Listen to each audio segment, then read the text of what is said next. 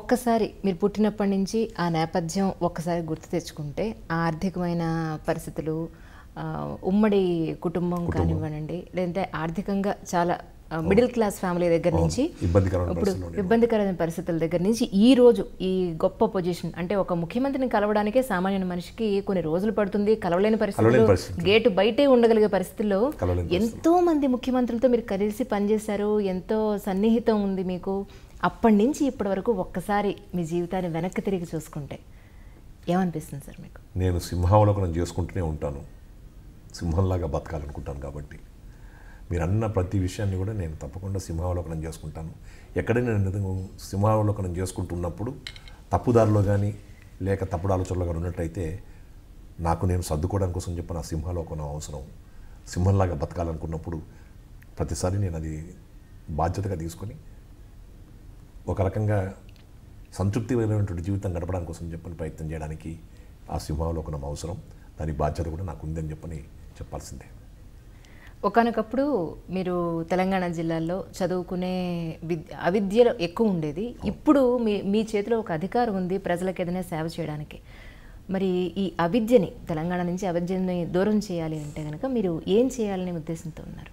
తెలంగాణలో ఉండేటువంటి ప్రజల్లో చొరవ తక్కువ, ఆత్మవిశ్వాసం తక్కువ, తర్వాత అల్ప సంతోషులు, మనకున్నది సరిపోతుందిలే అని చెప్పి అనుకునేవాళ్ళు. కాబట్టి ముందుగా వాళ్ళని ఎక్కువగా అవేర్నెస్ క్రియేట్ చేసేసి రాష్ట్రం ఏర్పడిన తర్వాత అన్ని రంగాల్లో కూడా మనం ముందుకు పోవాల్సిన అవసరం ఉందని చెప్పని స్పర్ధయా వర్ధతే విద్య అని చెప్పని ఒక కాంపిటేటివ్ స్పిరిట్ని మనం ప్రమోట్ చేయాల్సినటువంటి బాధ్యత ఉంది.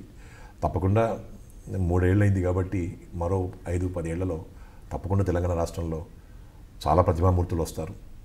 చాలామంది ఇంకా పలు రంగాల్లో కూడా ఎదిగేవాళ్ళు తప్పకుండా వస్తారని చెప్పి నేను ఆశిస్తూ ఉన్నాను. అలాగే మీడియాతో, ఇన్నేళ్లలో మీడియాతో మీరు చాలా ఫ్రెండ్లీగా, చాలా సరదాగా, చాలా సంతోషంగా కలిసి మాట్లాడడం అనేది మా మీడియా మిత్రులందరికీ కూడా చాలా చాలా సంతోషంగా అనిపిస్తుంది. సో అయితే ఈ మీడియాలో అప్పటికి ఇప్పటికీ వచ్చిన మార్పులు ఏమిటి? ఇప్పుడు మీడియా ఎలా ఉందని అంటారు? అసలు మీడియా శరవేగంగా పోతూ ఉంటుంది. ఈ శరవేగంగా దూసుకుపోయేటువంటి మీడియాలో సెన్సేషన్ క్రియేట్ చేయాలి అనేటువంటి అభిప్రాయం మీడియా మిత్రుల్లో చాలామందికి వచ్చింది. కట్ త్రోట్ కాంపిటీషన్ అని చెప్పని ఏదైతే అంటామో మనం, అది మీడియాలో ఎక్కువగా ఉంది.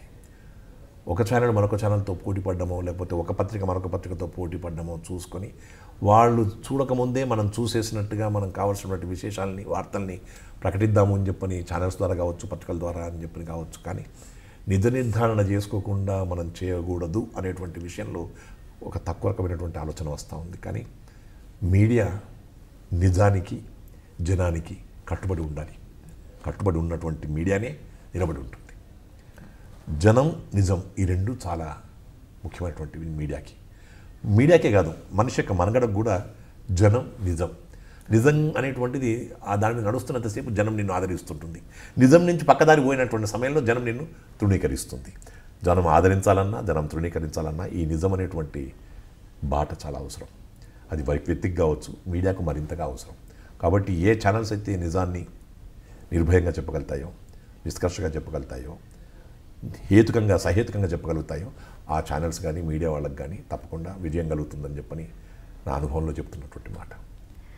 ఇప్పుడున్న ప్రభుత్వంలో మీరు చాలా బిజీగా ప్రజలతోటి, ఇటు ప్రభుత్వ అధికారులతోటి చాలా బిజీగా ఉన్నా కూడా ఐడ్రీమ్ మీడియాకి నిజంగా ఇంత సమయం కేటాయించినందుకు నిజంగా మీకు ధన్యవాదాలండి రామేశ్వర్ గారు. నమస్కారం అమ్మా. మీరు నాతో ఇంతసేపు ఇంటర్వ్యూ చేయడానికి కావాల్సిన సమయాన్ని వెచ్చించినందుకు మీకు కూడా కృతజ్ఞతలు.